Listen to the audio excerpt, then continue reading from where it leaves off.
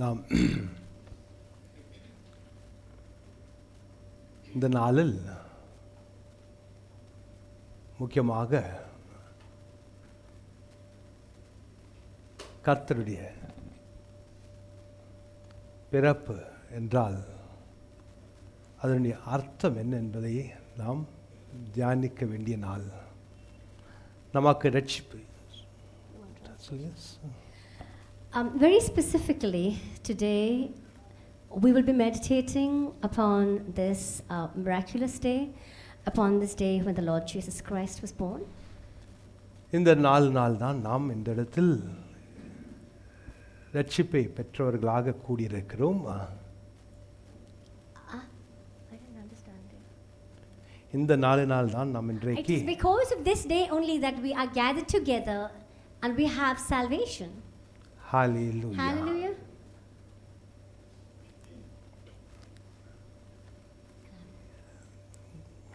It's okay.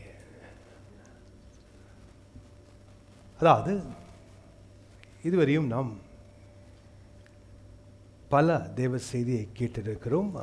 Up to this point in time, we would have heard several messages from the Word of God கர்த்தருடைய பிறப்பை பற்றி about the birth of the Lord Jesus Christ. நாம் இன்றைக்கு இன்னும் ஒரு ஆழமான ஒரு அர்த்தத்தை அறிந்து கொள்ள இருக்கிறோம். Today we are going to have an understanding, a deeper understanding of this. அதாவது இந்த பூமியில் இருக்கும் வரையில் As long as we walk the face of this earth, கர்த்தராகிய தேவனுடைய ஒரே வாஞ்சை என்ன? what is the one desire of the Lord God Almighty? நாம் இளைப்பாறுதல் வாழ வேண்டும். Is that we would live a life of rest. இந்த உலகத்தில் இளைப்பாறுதல் இல்லை. There is no rest in this world. கர்த்தராகிய இயேசுடைய ராஜ்யத்திற்குள் தான் இளைப்பாறுதல் உண்டு. However, there is rest only in the kingdom of the Lord Jesus Christ, the kingdom of the Son. இந்த உலகத்தில் இருப்பவர்களே பாரத்தை சுமந்து வருத்தத்தை சுமந்து கொண்டிருப்பவர்களே Those who are in this world are the ones who are carrying about their burdens and their sorrows. என்னிடத்தில் வாருங்கள். The Lord has called them, saying, "Come unto me." அதாவது கிறிஸ்துவுக்குள் வந்து சேருங்கள். He has said, "Come unto Christ." நான் உங்களுக்கு இளைப்பாறுதலை தருகிறேன். And I will give you rest. என்னுடைய ராஜ்யத்திற்குள் இளைப்பாறுதல் உண்டு. There is rest in my kingdom. அது அவருடைய வாக்குத்தத்தம். That is his promise. Hallelujah. Hallelujah. இன்றைக்கு நாம் இந்த வாக்குத்தத்தத்தை பெற்றவர்களாக இந்த இடத்தில் ஒன்று கூடியிருக்கிறோம். Today, as a group of people who have received this promise, we are gathered here. நாம் இந்த பூமியில் வாழுகிற நாளெல்லாம் All the days that we live on this earth, நாம் ஜீவனை கொண்டாட வேண்டும். we need to celebrate life. இந்த நாளில் கிறிஸ்மஸ் நாளன்று நாம் தியானிக்க இருக்கும் தேவ செய்தியின் தலைப்பு The title of the message that we're going to be meditating upon on this Christmas day is ஜீவனை கொண்டாடுவோம்.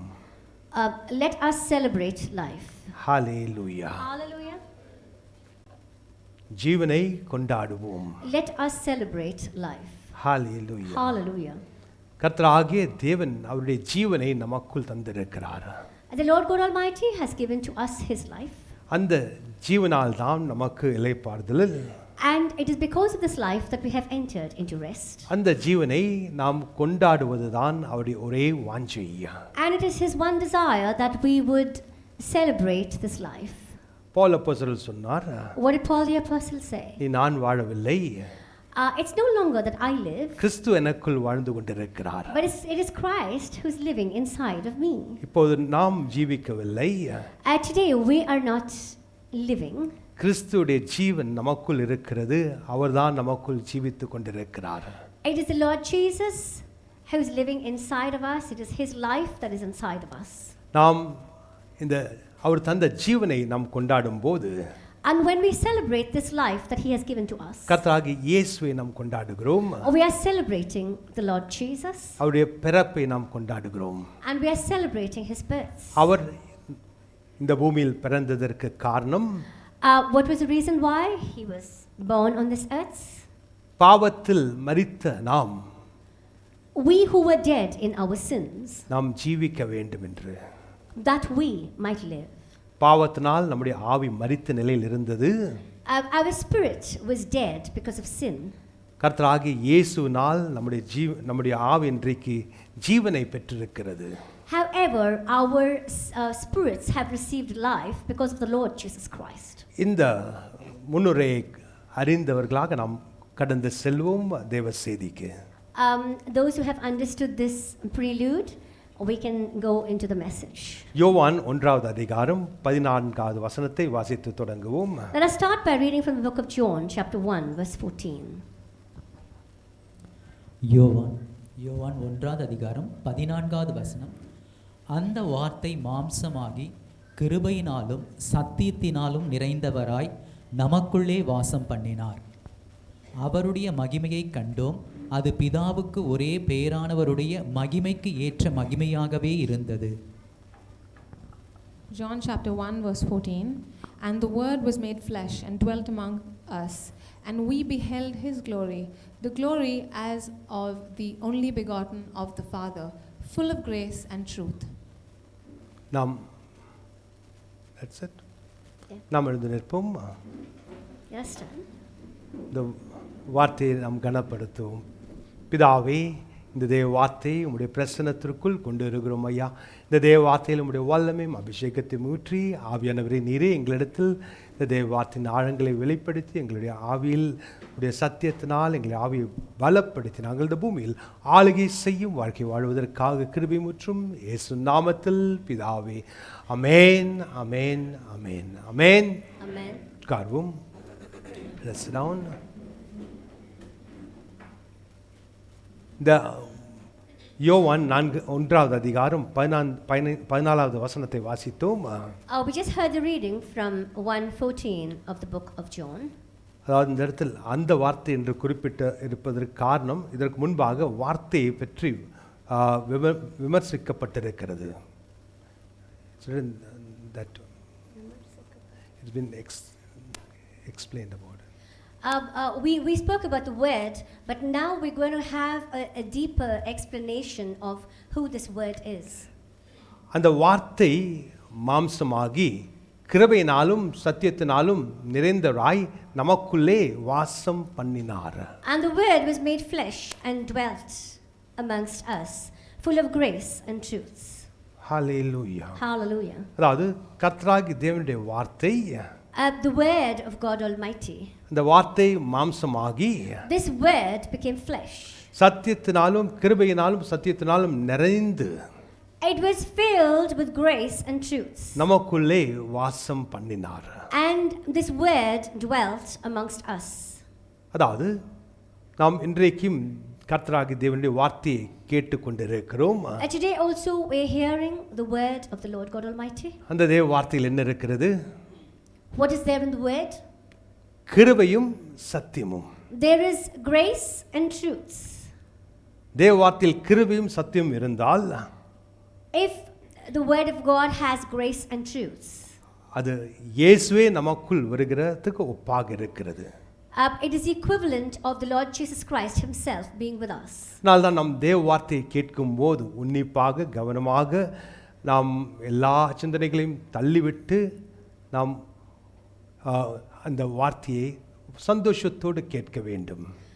Therefore, when we're hearing the word of God, we need to turn all our attention to the word of God and let our thoughts not be scattered, but let us hear and receive the word of God with joy. அந்த வார்த்தையில் என்ன இருக்கிறது? What is there in the word? கிருபையும் சத்தியமும். There is grace and truth. Hallelujah. Hallelujah. அதாவது கர்த்தராகிய இயேசுதான் நமக்கு கிருபையும் சத்தியமும் கொண்டு வந்தார் இந்த பூமிக்கு. It is the Lord Jesus Christ who has brought grace and truth to this world. மோசே எதை வெளிப்படுத்தினார்? What was it that came through Moses? பிரமாணத்தை. The law. பிரமாணத்தில் என்ன இருக்கிறது? What is there in the law? அது கடினமான காரியங்கள் இருக்கிறது. There are difficult aspects in the law. அந்த பிரமாணத்தின்படி காரியங்களை செய்யவில்லை என்றால் உடனடியாக தண்டிக்கப்பட்டார்கள்.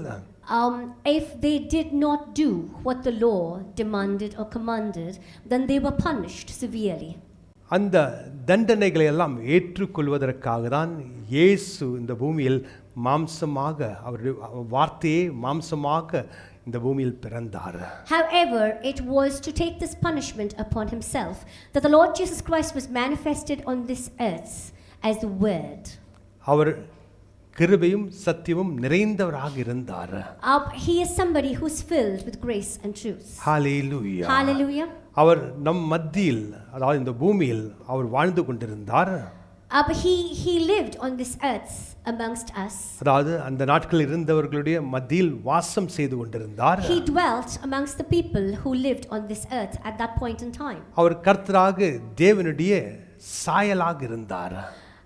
He was in the image of the Lord God Almighty. கர்த்தராக தேவனுடைய மகிமை நிறைந்தவராக இருந்தார். He was somebody who was filled with the glory of God. அவருடைய எல்லா மகிமையும் அவர் பரலோகத்தில் விட்டு இந்த பூமிக்கு வந்தாலும் Even though he left all of his glory behind in heaven and came to the earth. அவர் முழுமையான ஒரு மனுஷனாகவும் ஒரு முழுமையான ஒரு தேவனாகவும் தான் இந்த பூமியில் இருந்தார்.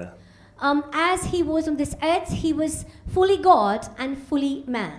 Hallelujah. Hallelujah. ஆனால் மனுஷ ரூபத்தை எடுத்தார். However, he took upon himself the image of man. அதனால் இந்த மாம்சத்தில் அவர் பூமியில் வாழ்ந்ததனால் அவருக்கு மனுஷனுக்கு வந்த சோதனைகளை எல்லாம் அவர் அனுபவிக்க நேர்ந்தது. Because he was a man and walked on this earth, then all of the trials that came to man was something that he went through as well. அவர் எதனால் மேற்கொண்டார்? However, how did he overcome? அவரே கிருபையாகவும் சத்தியமாகவும் இருப்பதனால் பிசாசுடைய எல்லா சவால்களையும் அவர் அந்த உபத்திரத்தையும் அவர் மேற்கொண்டார். Because he was full of grace and truth, he was in a position to overcome all of the challenges and the trials that came to him from the devil. இந்த பூமியில் நாம் வாழுகிற நாளெல்லாம் All the days that we live on this earth. அவருடைய வார்த்தை நமக்குள் சத்தியமாக நம்முடைய ஆவிக்குள் பிரவேசிக்கும் போது, when his word comes into our spirit as the truths, அந்த சத்தியத்தை நாம் விசுவாசிக்கும் போது, when we believe on that truth, அவருடைய தேவ கிருபை நமக்கு வந்து இறங்கும். the grace of the Lord God Almighty comes down to us. எந்த உபத்திரவமாக இருந்தாலும் சரி, சவால்களாக இருந்தாலும் சரி, அதை மேற்கொள்வதற்கு அந்த சத்தியம் போதுமானதாக இருக்கிறது. No matter what trial or challenge may come our way, that the power, that truth is sufficient for us to be able to overcome that situation. அந்த சத்தியத்தில் தான் மகிமை உண்டு. And it is in that truth that we have that the glory rests. நமக்குள் இன்னும் அதிகமாக சத்தியத்தை நாம் நிரப்பிக் கொள்ளும் போது, as we keep filling ourselves more and more with the truths, கர்த்தராகிய தேவனுடைய மகிமை நமக்குள் இன்னும் அதிகமாக நிரம்பும். then the glory of God fills up inside of us to a greater extent. தேவ சத்தியத்தினால் நிரம்பின ஒரு மனுஷன் எவ்வண்ணமாக இருப்பான்? How will a man who has been filled with the truth of the word of God be? பயப்பட மாட்டான். He will not fear. எதை கண்டும் அஞ்ச மாட்டான். No matter what he sees, he will not be afraid. Hallelujah. Hallelujah. ஏன்? Why? எனக்குள் இருப்பவர் இந்த உலகத்தில் இருப்பவனை விட பெரியவர்.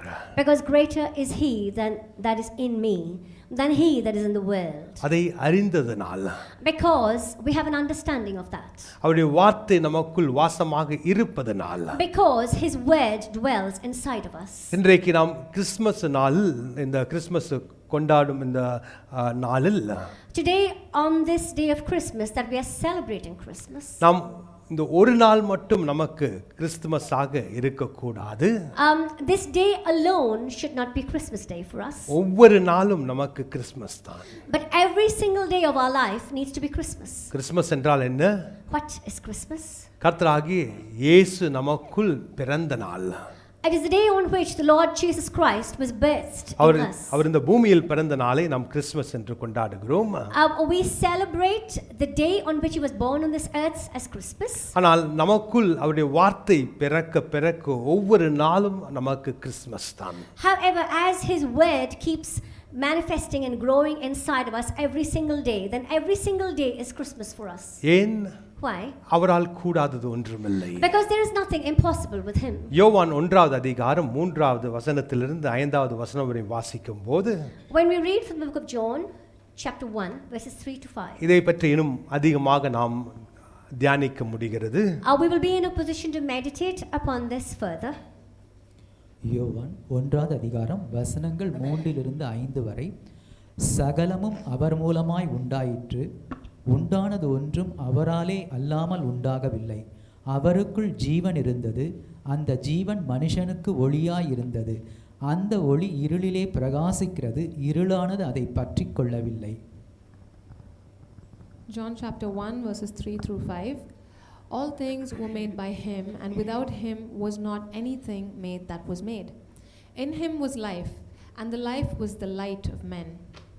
And the light shineth in darkness, and the darkness comprehended it not. ஹல்லேலூயா. இந்த பூமியில் உண்டான காரியம் எல்லாமே கர்த்தராகிய இயேசுனால் உண்டானது. Everything that was created and made on this earth was made by the Lord Jesus Christ. சகலமும் அவர் மூலமாய் உண்டாயிற்று. And all things were made by him. உண்டானதொன்றும் அவரால் இல்லாமல் உண்டாகவில்லை. And without him was not anything made that was made. இந்த வானத்தையும் பூமியும் இந்த பூமியில் இருக்கும் எல்லா காரியத்தையும் சிருஷ்டி செய்த தேவன் இயேசு. The Lord Jesus Christ, who created everything that we see on this earth, in the heaven and the earth. அந்த இயேசு தான் நமக்குள் வாசமாக இருக்கிறார். It is this Jesus who is dwelling inside of us. அவருடைய உண்டாக்கும் திறன் நமக்குள் இருக்கிறது அவரால். Because of him, his creative power rests inside of us. Hallelujah. Hallelujah. அதை தான் இந்த இடத்தில் நாம் அறிந்து கொள்கிறோம். That is what we understand today.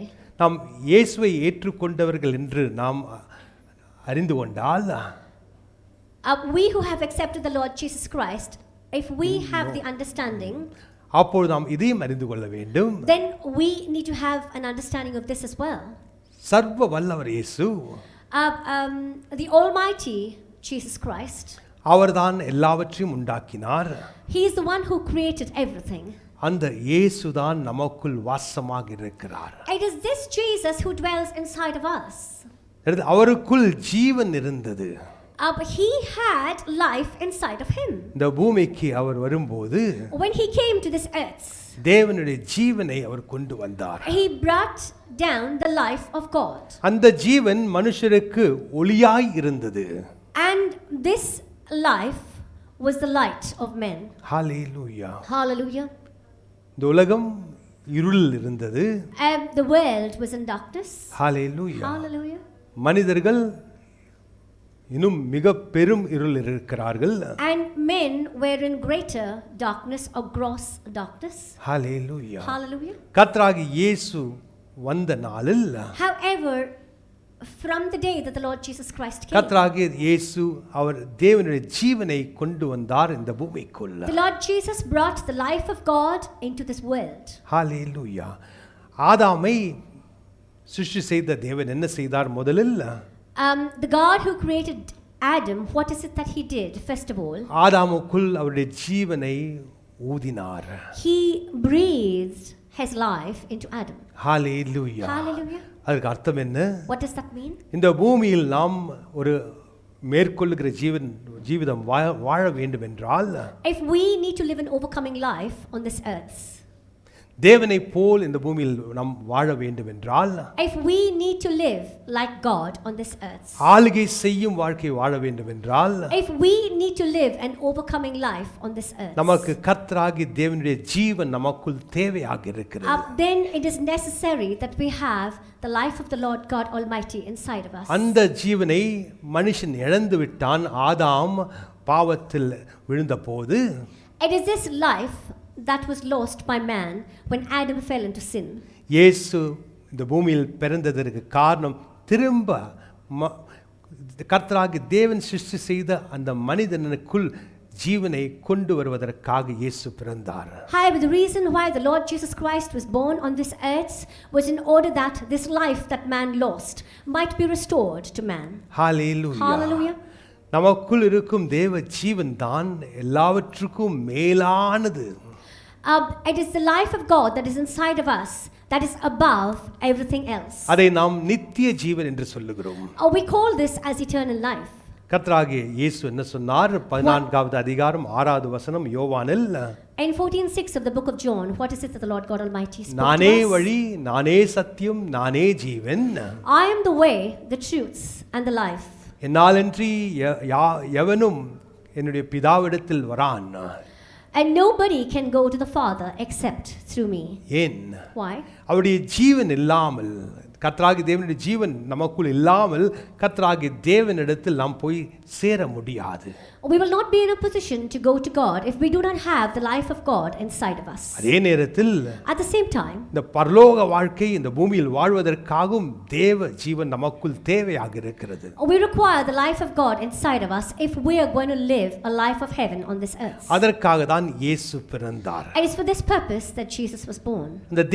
அந்த தேவ ஜீவன் நமக்குள் பிரவேசிக்கிற வரையும் Up to the point in time that this life of God enters us.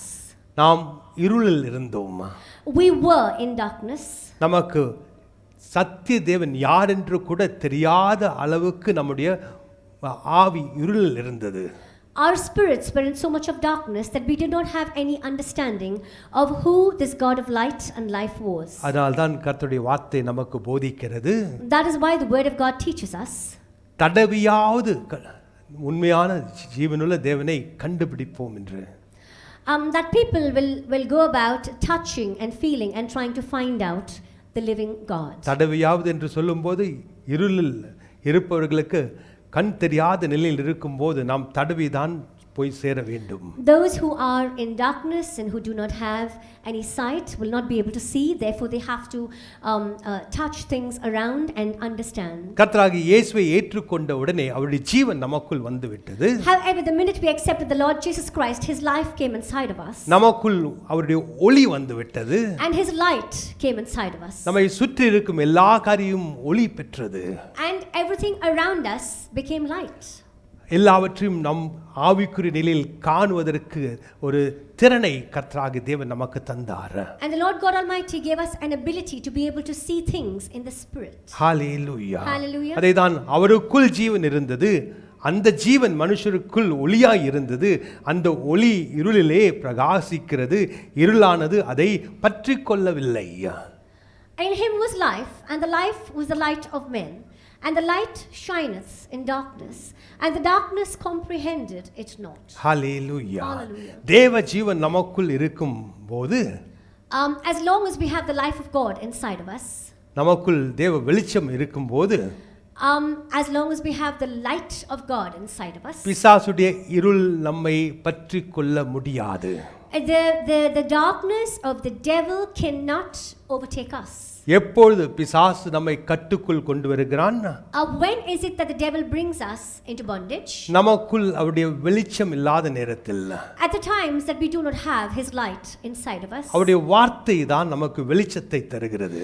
It is his word that gives us light. ஆனால் தான் தேவ வார்த்தை இந்த ரட்சிக்கப்பட்ட மனிதனுக்கு ஒரு முக்கியமான காரியமாக இருக்கிறது. Therefore the word of God is a very important factor in the life of somebody who has received salvation. அவனுக்குள் தேவ வார்த்தையிலிருந்து வரும் சத்தியத்தினால் வரும் ஒளியினால் because of the light which comes from the truths of the word of God, அந்த பிசாசுடைய இருள் அவனை பற்றிக் கொள்ள முடியாது. the darkness that is there in the devil cannot overcome such a person. சுருக்கமாக சொன்னால் in summary, பிசாசு ஒரு தேவ வார்த்தையின் ஒளியை பெற்ற மனிதனை கட்டுக்குள் கொண்டு வர முடியாது. The devil cannot bring a person who has the light of God in him. The devil cannot bring such a person into darkness or bondage. Isaiah 5வது அதிகாரம் 13வது வசனத்தில் வாசிக்கிறோம். We see in 5:13 of the book of Isaiah. என் ஜனம் அறிவில்லாததனால் சிறைப்பட்டு போயிருக்கிறார்கள். My people have gone into captivity because of lack of knowledge. தேவ வார்த்தையின் அறிவை பெற்றவர்கள் சிறைப்பட்டு போக மாட்டார்கள். Those who have received the knowledge of the word of God will not go into bondage. Hallelujah. Hallelujah. நம்முடைய வாழ்க்கையில் முக்கியமான காரியம் தேவ வார்த்தையில் இருக்கும் சத்தியம். A very important aspect of our life is the truths of the Word of God. சத்தியத்தை அறிவீர்கள், சத்தியம் உங்களை விடுதலையாக்கும். You shall know the truth, and the truth shall set you free. Hallelujah. Hallelujah. உங்களுடைய ஜெபம் விடுதலையாக்கும் என்று சொல்லவில்லை. It does not say that your prayer will bring you deliverance. 40 நாள் உபவாச ஜெபம் எடுத்தால் விடுதலை கிடைக்கும் என்று வேதத்தில் போடவே இல்லை. The Bible does not talk about deliverance which comes because you fast for 40 days. எதற்காக நாம் உபவாச ஜெபம் எடுக்க வேண்டும்? Why should we fast? மாம்சத்தை ஒடுக்குவதற்காக. In order to bring down our flesh. மாம்சம் ஒடுக்குவதற்காக தான் உபவாச ஜெபம். Fasting prayer is necessary to bring down our flesh. ஆவி பலப்படுவதற்காக தான் உபவாச ஜெபம். A fasting prayer is required for us to be built up in the spirit. ஆனால் தேவ வார்த்தையில் இருக்கும் சத்தியம் நம்முடைய ஆவிக்குள் பிரவேசித்தால் மட்டுமே. However, it's only when the truths of the word of God gets inside of our spirits நம்முடைய கட்டிலிருந்து நமக்கு விடுதலை வரும். that we will be in a position to be delivered from bondages. அவருடைய வார்த்தையில் ஜீவன் இருக்கிறது. There is life in his word. Hallelujah. Hallelujah. அவருடைய வார்த்தையில் இருக்கும் சத்தியத்தில் வெளிச்சம் இருக்கிறது. And in the truths of the word is light. இயேசுவை நாம் ஏற்றுக்கொண்டவர்கள் We who have accepted the Lord Jesus Christ. ஒவ்வொரு நாளும் அவருடைய வார்த்தையின் வெளிச்சத்தில் நாம் நடக்க வேண்டும். We need to walk in the light of the word every single day of our lives. அப்பொழுதுதான் அவருடைய ஜீவன் நமக்குள் வெளிப்படும். It's only then that his life will be manifested. நம்முடைய வாழ்க்கையில் ஆவிக்குரிய ஆளுகை வெளிப்படும். Then we will see spiritual dominion in our lives. Hallelujah. Hallelujah. அதாவது நாம் கர்த்தருக்குள் இருக்கும் நாம் ஒவ்வொருத்தரும் பிசாசுடைய கிரியைகளை ஆளுகை செய்வதற்காக நம்மை கர்த்தராகிய தேவன் ஆயத்தம் செய்திருக்கிறார். Each and every one of us who is in Christ, the Lord God Almighty is preparing us in order that we might be in a position to have dominion over the works and the power of the devil. ஆவிக்குரிய சத்தியம் என்ன? What is the spiritual truths? இந்த உலகத்தில் உபத்திரவம் உண்டு. There are trials and temptations in the world. எனக்குள் சமாதானம் உண்டு. However, in me there is peace. ஆனால் திடம் கொள்ளுங்கள். Therefore be strong. இந்த உலகத்தை நான் ஜெயித்தேன். For I have overcome the world. இந்த உலகத்தில் இருப்பவனை நான் ஜெயித்தேன். I have overcome the one who is in the world. இந்த உலகத்தில் இருப்பவனை பிசாசை உங்களுக்காக நான் ஜெயித்தேன். For your sakes I have overcome the one, the devil who is in the world. மரணத்தின் வல்லமையை கொண்ட அந்த பிசாசை நான் உங்களுக்காக அவமாக்கினேன் அவருடைய மரணத்தின் வல்லமையை. The devil who has the power of death, I have destroyed him and removed that power of death for your sakes. Hallelujah. Hallelujah. நாம் யோவான் 1வது அதிகாரம் 12-13வது வசனத்திற்கு கடந்து செல்வோம். Let's continue to read from John chapter 1 verses 12 and 13. யோவான் 1வது அதிகாரம் வசனங்கள் 12 மற்றும் 13. அவருடைய நாமத்தின் மேல் விசுவாசமாய் உள்ளவர்களாய் அவரை ஏற்றுக்கொண்டவர்கள் எத்தனை பேர்களோ அத்தனை பேர்களும் தேவனுடைய பிள்ளைகள் ஆகும்படி அவர்களுக்கு அதிகாரம் கொடுத்தார். அவர்கள் இரத்தத்தினாலாவது மாம்ச சித்தத்தினாலாவது புருஷனுடைய சித்தத்தினாலாவது பிறவாமல் தேவனாலே பிறந்தவர்கள். John chapter 1 verses 12 and 13. But as many as received him, to them gave he power to become the sons of God, even to them that believe on his name, which were born not of blood, nor of the will of the flesh, nor of the will of man, but of God.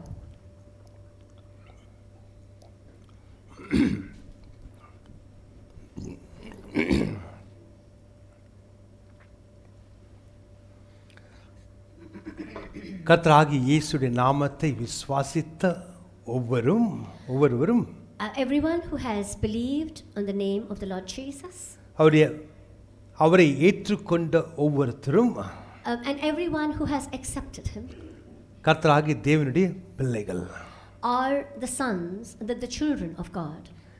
அதே தான் நாம் இந்த இடத்தில் வாசிக்கிறோம். That is what we read from this passage. அவருடைய நாமத்தின் மேல் விசுவாசம் உள்ளவர்களாய் அவரை ஏற்றுக்கொண்டவர்கள் எத்தனை பேர்களோ அத்தனை பேர்களும் தேவனுடைய பிள்ளைகளாகும் படிக்கு. But as many as received him, to them gave he even to them that believe on him, which were born not அவருடைய were made the sons of God. Hallelujah Hallelujah. அவருடைய நாமத்தின் மீது விசுவாசம் உள்ளவர்களும் அவரை ஏற்றுக்கொண்ட ஒவ்வொருத்தரும் Everyone who believed on his name and everyone who accepted him. அத்தனை பேர்களையும் கர்த்தராகிய தேவன் அவருடைய பிள்ளைகளாக ஆக்கியிருக்கிறார். The Lord God Almighty has made each and every one of them as his children. கர்த்தராகிய தேவன் அவர்களை அங்கீகரித்திருக்கிறார் தேவ பிள்ளைகளாக. God has endorsed them as his children. எப்படி அங்கீகரித்தார்? How did he endorse this? அவருடைய ஜீவனை அவருடைய ஆவியை நமக்குள் தந்து By giving his life and his spirit into us. அவருடைய ஆவியே நமக்கு அச்சாரமாக இருக்கிறது நாம் தேவ பிள்ளைகளாக என்று அதற்கு ஒரு உறுதியாக இருக்கிறது. And he gave his spirit as a seal to clarify and confirm that we are the children of God. Hallelujah. Hallelujah. நாம் முதல் இந்த பூமியில் பிறந்தது First of all, we were born on this earth. மாம்ச சித்தத்தில் பிறந்தோம். We were born according to the will of the flesh. புருஷனுடைய சித்தத்தினால் பிறந்தோம். We were born because of the will of man. இரத்தத்தினால் பிறந்தோம். We were born of blood. ஆனால் இப்பொழுது மறுபிறப்பு பிறந்த நாம் However, we who have been born again தேவ சித்தத்தினால் பிறந்திருக்கிறோம். have been born by the will of God. தேவ வார்த்தையினால் பிறந்திருக்கிறோம். We have been born by the word of God. கர்த்தராகிய இயேசுவை ஏற்றுக்கொண்ட ஒவ்வொருத்தரும் Each and every one of us who has accepted the Lord Jesus Christ, கர்த்தராகிய இயேசுவின் நாமத்தை விசுவாசித்த ஒவ்வொருத்தரையும் everyone who has believed on the name of the Lord Jesus Christ, கர்த்தராகிய தேவன் நம்மை அவருடைய பிள்ளைகளாக மாற்றியிருக்கிறார். the Lord God Almighty has made us his children. Hallelujah. Hallelujah. இன்றைக்கு நாம் இந்த சத்தியத்தை அறிந்தவர்களாக இந்த இடத்தில் கூடியிருக்கிறோம். We have come as a group of people to understand these truths. கர்த்தராகிய இயேசு தேவனுடைய ஜீவனை இந்த பூமிக்கு கொண்டு வந்தார். The Lord Jesus Christ brought the life of God to this earth. அந்த ஜீவனோடு அவருடைய வெளிச்சத்தையும் நமக்கு இந்த இருளான இந்த உலகத்திற்குள் நமக்காக தந்தார். And along with his life, he brought light to those who were living in darkness on this earth. நாம் இயேசுவை ஏற்றுக்கொண்டது நம்முடைய சொந்த சித்தம் அல்ல. It is not by our own free will that we have accepted the Lord Jesus. நாம் ஆவியில் அவரை பற்றி அறிந்து அவருடைய வார்த்தையை அறிந்து ஒரு காரியத்தை நாம் செய்திருக்கிறோம். In our spirits we have understood his word and we have acted out on it. We've done something. அதாவது நாம் மாம்சத்தில் இந்த காரியத்தை செய்யவில்லை. We did not do this in the flesh. நாம் நம்முடைய மனதின்படி காரியங்களை செய்யவில்லை. We did not do something according to our minds. கர்த்தராகிய இயேசுவை உண்மையாகவே நீங்கள் ஏற்றுக்கொண்டால் யாருடைய வற்புறுத்தினாலும் ஏற்றுக்கொள்ளவில்லை.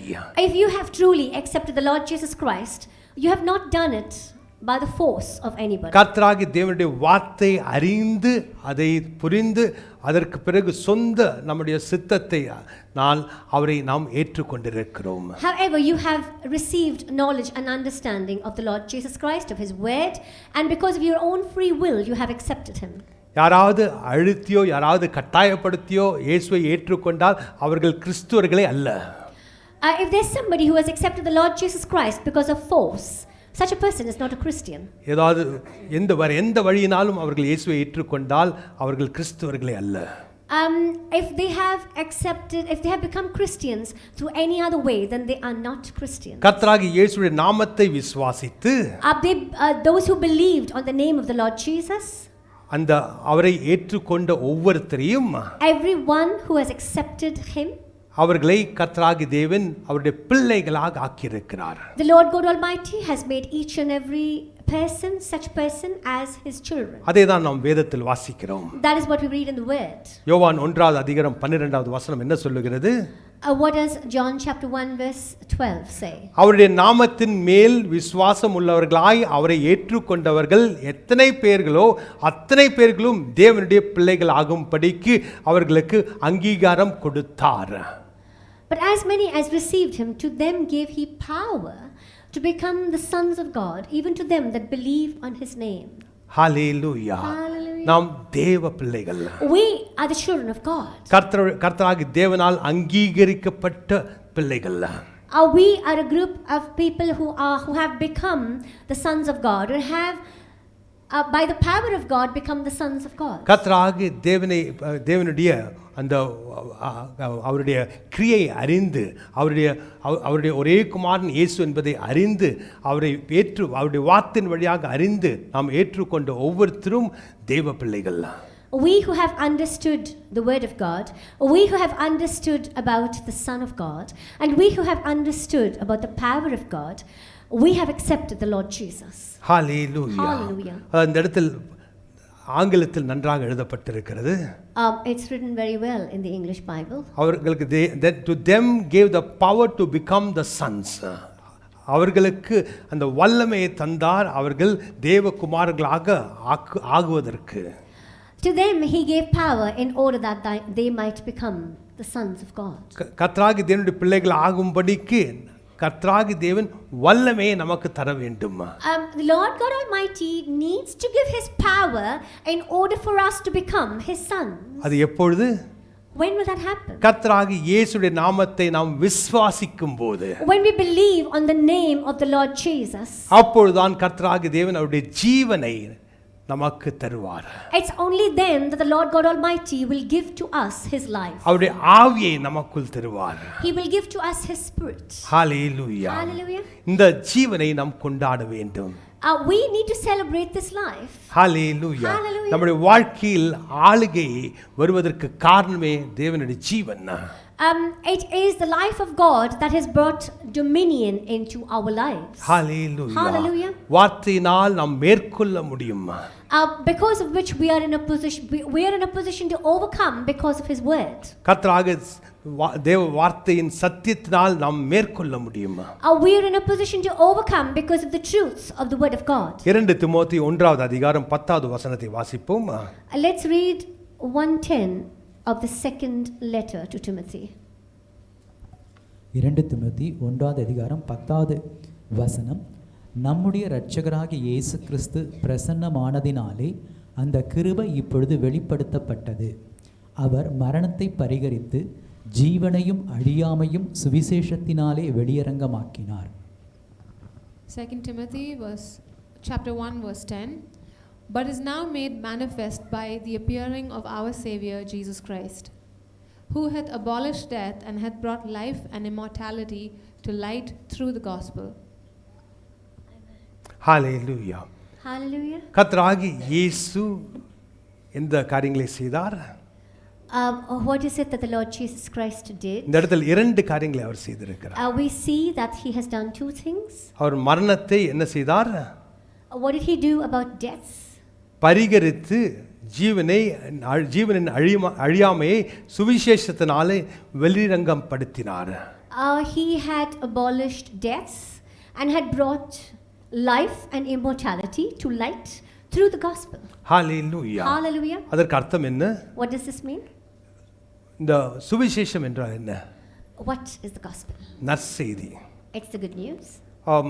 இயேசுடைய பிறப்பு நாளில் தூதர்கள் வந்து ஒரு சுவிசேஷத்தை சொன்னார்கள். And on the day that the Lord Jesus Christ was born, angels came and gave a message. என்ன சொன்னார்கள்? What did they say? அதாவது ஒரு தேவகுமாரன் பிறந்திருக்கிறார். The Son of God is born.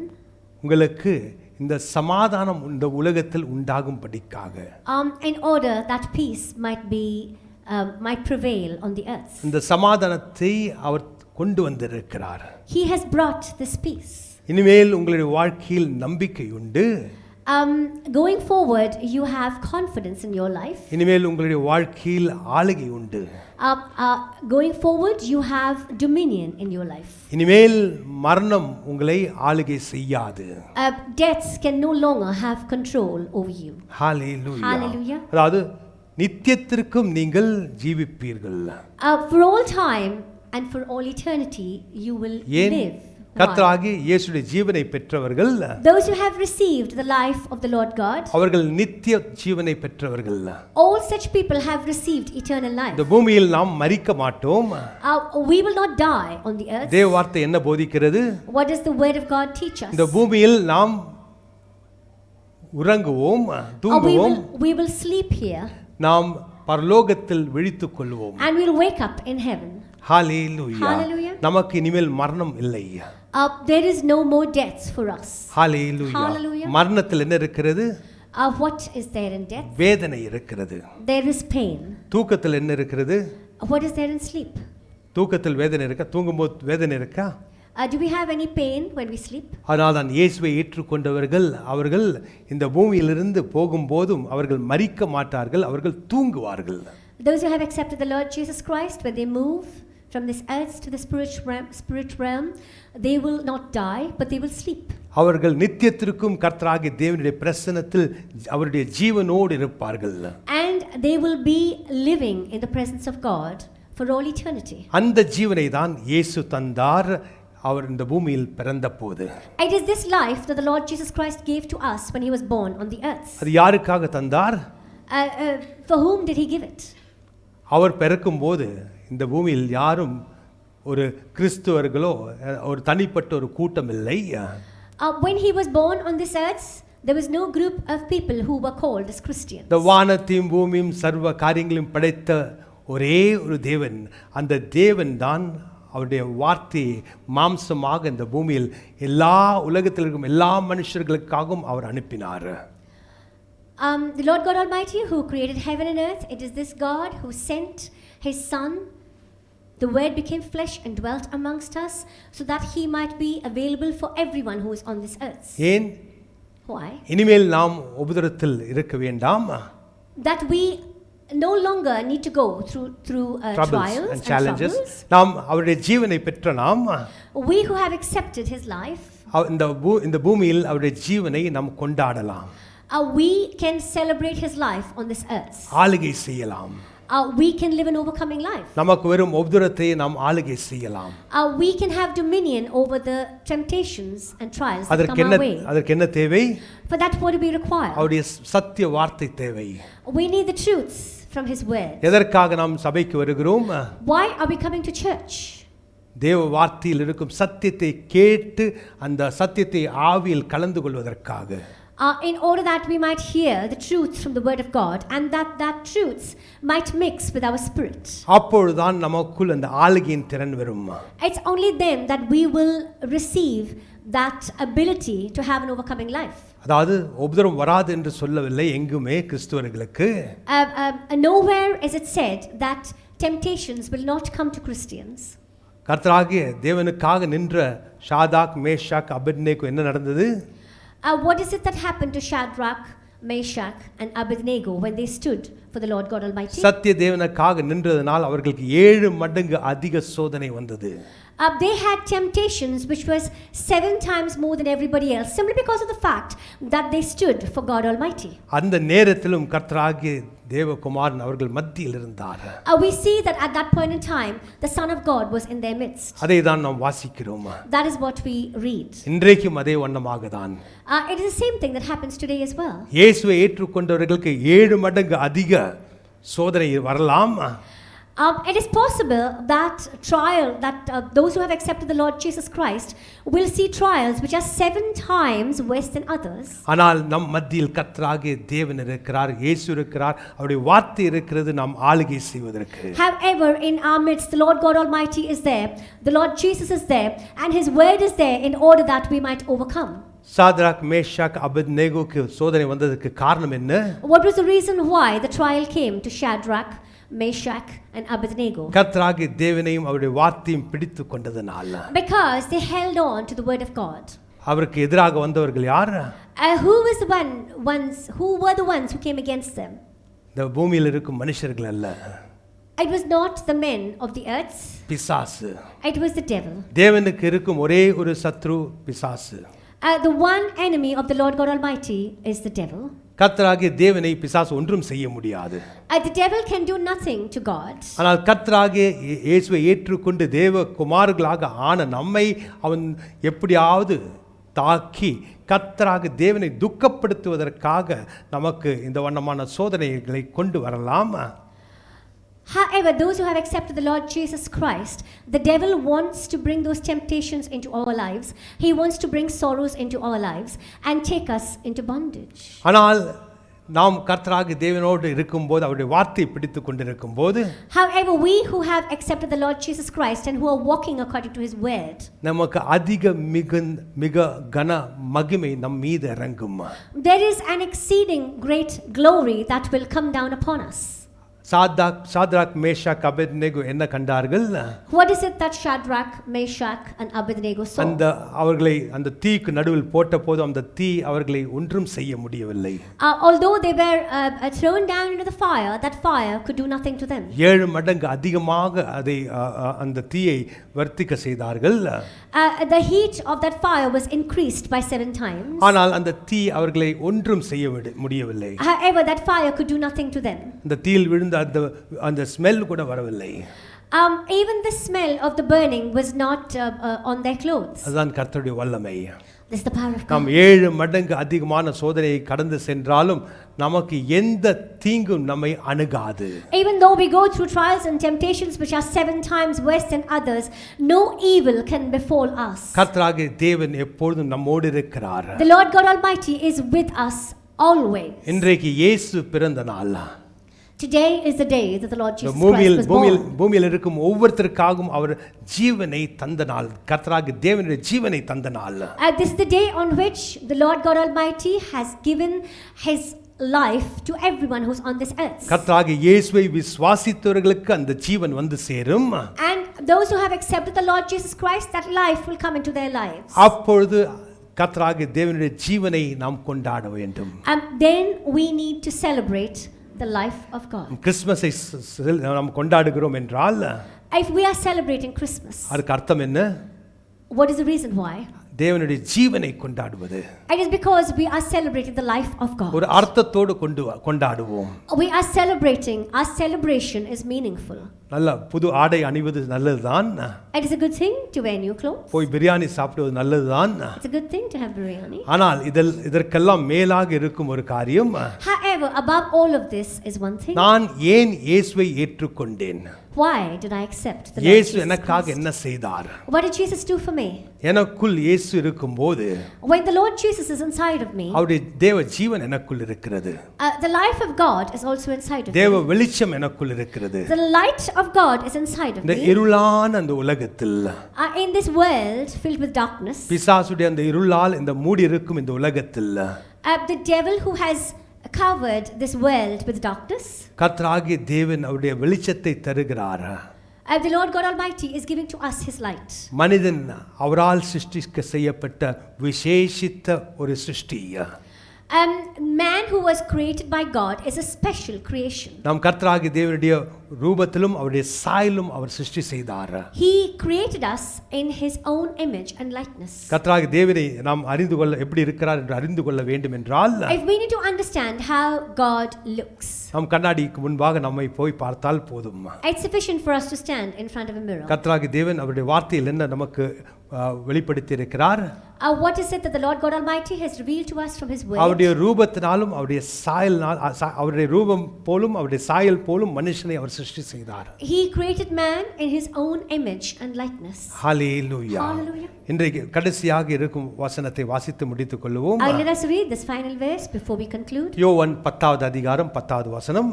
From John chapter 10 verse 10. யோவான் 10வது அதிகாரம் 10வது வசனம். திருடன் திருடவும் கொல்லவும் அழிக்கவும் வருகிறானே அன்றி வேறொன்றுக்கும் வரான். நானோ அவைகளுக்கு ஜீவன் உண்டாயிருக்கவும் அது பரிபூரணப்படவும் வந்தேன். John chapter 10 verse 10. The thief cometh not but for to steal and to kill and to destroy. I am come that they might have life and that they might have it more abundantly. இந்த இடத்தில் திருடன் என்பது யார்? Who is the thief referred to here? பிசாசு. It is the devil. அவன் எதற்காக வருகிறான்? For what purpose is he coming? கொல்லவும் அழிக்கவும் திருடவும் கொல்லவும் அழிக்கவும் அவன் வருகிறான். To steal, to kill and to destroy. கர்த்தராகிய இயேசு எதற்காக வருகிறார்? However, why does the Lord Jesus come? நானோ அவைகளுக்கு ஜீவன் உண்டாகி இருக்கவும் அது பரிபூர்ணப்படவும் வந்தேன். Jesus says, I have come that they might have light, that they might have life, and they might have it more abundantly. கர்த்தராகிய இயேசு எதற்காக வந்தார்?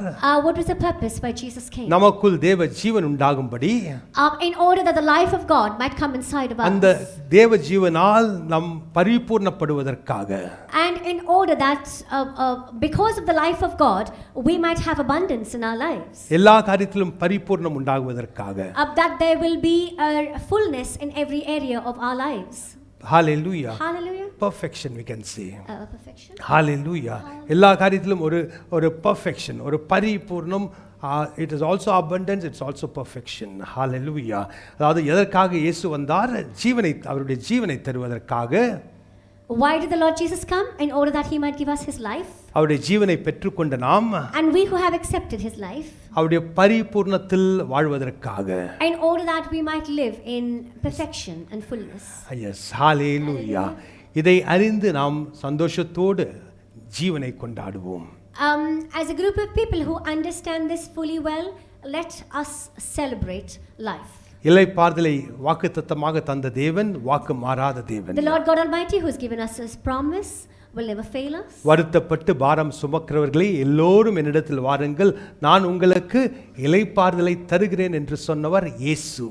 The Lord Jesus Christ said, "Come unto me all you who labor and are heavy laden, and I will give you rest." ஆவிக்குரிய இளைப்பாறுதல் கர்த்தராகிய இயேசுவிடத்தில் மட்டும்தான். Spiritual rest is only in the Lord Jesus. நாம் எழுந்து நிற்போம். Let us stand. ஹalleluya. ஜெபிப்போம். பிதாவே, ஹalleluya. உம்முடைய வல்லமையினாலும் அபிஷேகத்தினாலும் உம்முடைய மகிமையினாலும் நிரப்பி மூடி மறைத்துக் கொள்ளும் ஒவ்வொருத்தரையும் நீ கிருபையும் சத்தியத்தையும் கொண்டு வந்தீர் இயேசுவே. உம்முடைய கிருபையினாலும் சத்தியத்தினாலும் நிரப்பியிருக்கிறீர். உம்முடைய வார்த்தையிலிருந்து வரும் இந்த கிருபையும் சத்தியமும் ஒவ்வொருத்தரையும் நிரப்பினதற்காக உம்மை ஸ்தோத்திரிக்கிறோம். இந்த நாளை ஹalleluya நீர் தந்த ஜீவனை கொண்டாடுவதற்காக இன்றைக்கு ஹalleluya வெளிப்படுத்தினீர் உம்முடைய வார்த்தையை. ஹalleluya நாங்கள் உம்முடைய ஜீவனை கொண்டாடுவோம். ஹalleluya ஆசீர்வதியும் அந்த ஒவ்வொருத்தரையும் தேவ வார்த்தையை கேட்டு அதை விசுவாசத்தில் பெற்றுக்கொண்ட ஒவ்வொருத்தரையும் ஆசீர்வதியும் இயேசு நாமத்தில் பிதாவே. ஆமென், ஆமென், ஆமென்.